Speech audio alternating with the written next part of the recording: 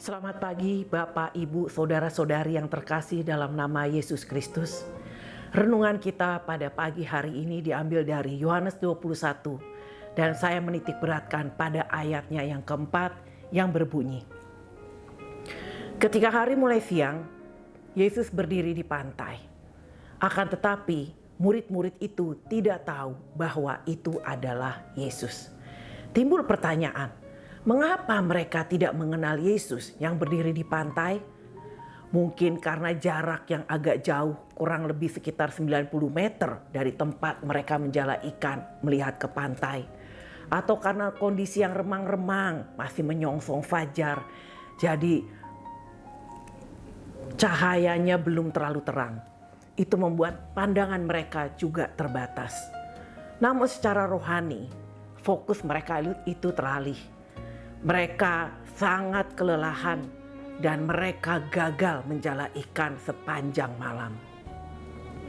Dapat kita lihat ketika hati dan pikiran murid-murid itu kelelahan atau mereka merasa gagal, lelah secara fisik, secara mental, mereka merasa hampa, frustrasi dan tidak berdaya. Itu menyelimuti hati mereka sehingga mereka tidak mengenali Tuhan Yesus yang sudah berdiri di dekat mereka. Dan juga kematian Tuhan Yesus di salib sempat menghancurkan ekspektasi mereka atau harapan mereka akan Mesias. Mereka berharap bahwa Tuhan Yesus bisa membebaskan mereka secara politik dari penjajahan bangsa Romawi dan membebaskan mereka juga dari aturan membayar pajak. Meskipun Tuhan Yesus sudah bangkit, tetapi mereka juga masih kebingungan. Mereka bingung akan masa depan mereka. Sehingga mereka kembali menjala ikan sebagai bentuk pelarian dari rasa kehilangan, kebingungan, dan keputusasaan setelah kepergian Tuhan Yesus. Melalui peristiwa di pantai ini, Tuhan Yesus ingin mereka memahami 3 hal penting. Yang pertama adalah Tuhan Yesus menginginkan supaya mereka bergantung sepenuhnya kepada Tuhan Yesus. Jangan bergantung pada manusia, tetapi bergantung sepenuhnya kepada Tuhan Yesus. Tuhan Yesus ingin menunjukkan bahwa tanpa ketergantungan kepada Tuhan Yesus, maka usaha mereka akan menjadi sia-sia.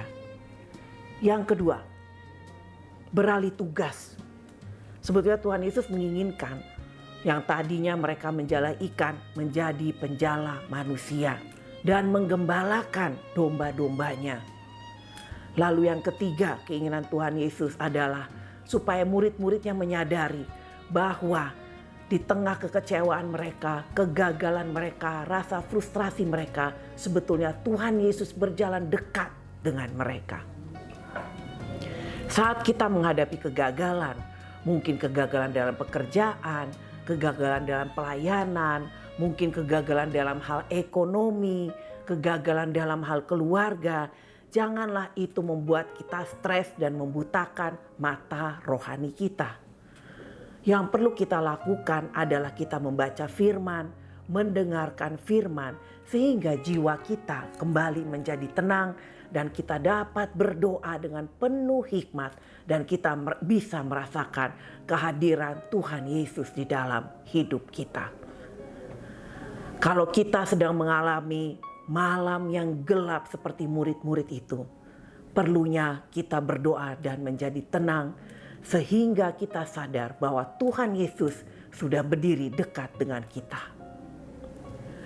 Ketika doa kita belum dijawab atau ekspektasi kita itu patah, ada kecenderungan kita kembali kepada manusia lama kita, sama seperti murid-murid.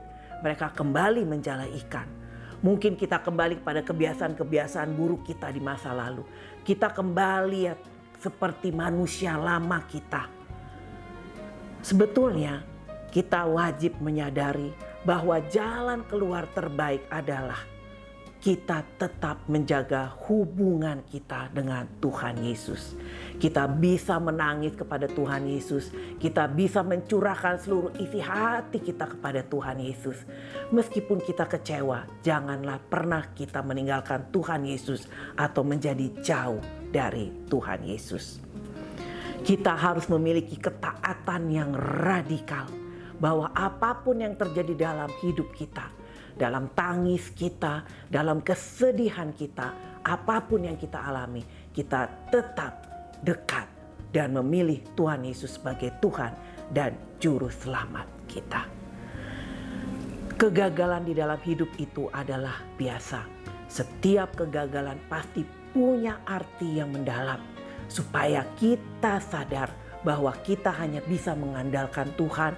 Kita tidak bisa mengandalkan kemampuan kita, pikiran kita, kepandaian kita, kegagahan kita, atau mengandalkan orang lain. Kita hanya bisa mengandalkan Tuhan.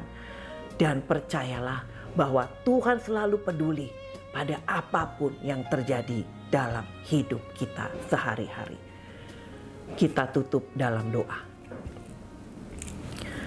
Tuhan Yesus, ajari kami ya Bapa, untuk kami selalu dekat padamu ya Bapa.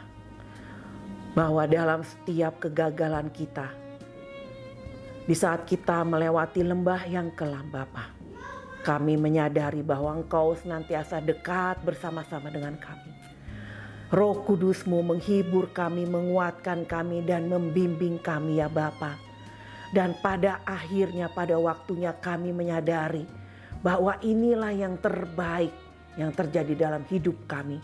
Karena Tuhan menginginkan supaya kami rendah hati dan senantiasa mengandalkan Tuhan. Terima kasih ya Bapa. Doa yang jauh daripada sempurna ini kami panjatkan ke dalam tangan anak-Mu, Yesus Kristus Juru Selamat kami yang hidup. Haleluya. Amin.